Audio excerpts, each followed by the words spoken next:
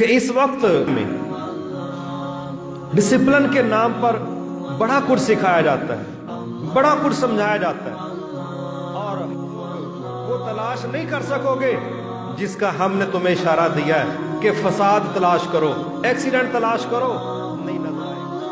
Line में नहीं रहते, हम अपने ट्रैक पर नहीं रहते, हम अपने सर्कल पर नहीं रहते, हम अपने दायरे में नहीं रहते, उसका नतीजा फिर हादसात निकलता है।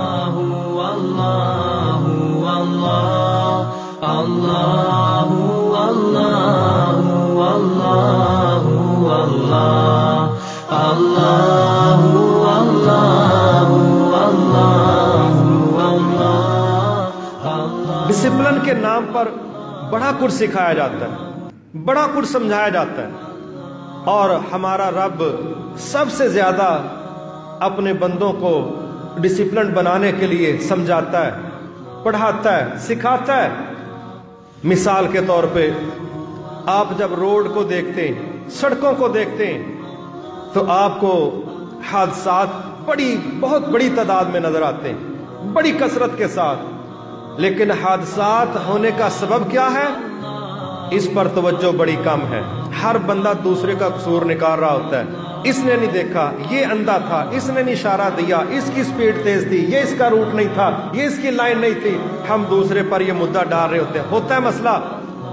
मगर अल्लाह रब्बुल इज्जत ने कुरान मजीद में दावत फिक्र दी, दावत फिक्र दी। कहा जरा आसमानों की तरफ देखो, तुम्हें कोई नक्स नजर आता है, कोई फसाद नजर आता है, कोई खराबी नजर आती है, कोई एक्सीडेंट नजर आता है? कहा बार बार देखो, एक दफा नहीं फिर देखो। बड़ी तलाश के बावजूद तुम लोग वो तलाश नहीं कर सकोगे जिसका हमने तुम्हें इशारा दिया है कि फसाद तलाश करो, एक्सीडेंट तलाश करो, नहीं नजर आएगा। अल्लाह ने फिर खुद ही समझाया कि कहा पता क्यों है ये हादसात नहीं है।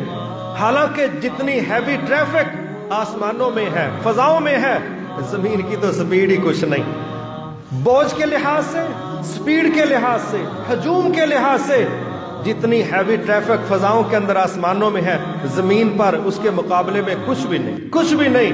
बड़ा होगा कोई जहाज बंदे लेके जा रहा है, 500 बंदे ले जाएगा, 700 ले जाएगा, और क्या करेगा वो? कोई 15,000 लोग तो नहीं लेके जा रहा। और ट्रेनें जा रही हैं, आसमानों में क्या है? निजाम शमसी है, गैलेक्सी का निजाम है, सितारे हैं, सैयारे हैं, न साइज मापे जाते हैं, न स्पीड समझ में आती है, और रश भी बहुत ज्यादा है। जब वहां बात होती है कि जी इस गैलेक्सी में कितने सितारे तारे होंगे, कहा जाता है जी अरबों की खरबों की बात है, अरबों खरबों की बात है। ओ भाई तादाद भी बहुत ज्यादा है, रश भी बहुत ज्यादा है, स्पीड भी बहुत ज्यादा है, और उनका हुजम भी बहुत बड़ा है। तसादम नहीं है। क्यों नहीं? अल्लाह ताला ने सूरत यासीन में इसका जवाब दिया। कहा उसकी बुनियादी वजह यह है, हमने जिसका जो दायरा तय कर दिया है वो अपने दायरे से बाहर नहीं निकलता। हमने सूरज को कह दिया तेरा सर्कल ये है, अल्लाह कहते हैं सूरज की जरूरत नहीं है कि चांद के इलाके में जाए।